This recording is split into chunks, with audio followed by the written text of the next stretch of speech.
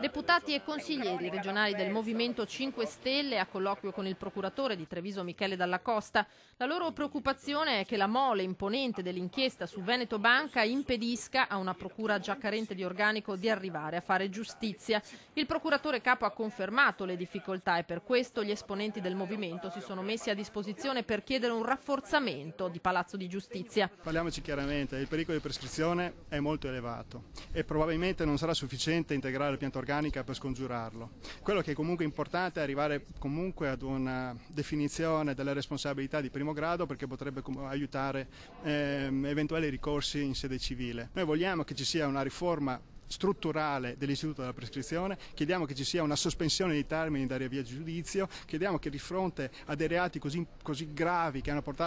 gettato sul lastrico addirittura 200.000 famiglie nella nostra regione, ci sia una giustizia certa e non ci sia invece al contrario la certezza della prescrizione, che significa la certezza di farla franca. Ci rendiamo conto anche del perché, come Nomea, si è sparsa la voce che in provincia di Treviso certi reati di un certo tipo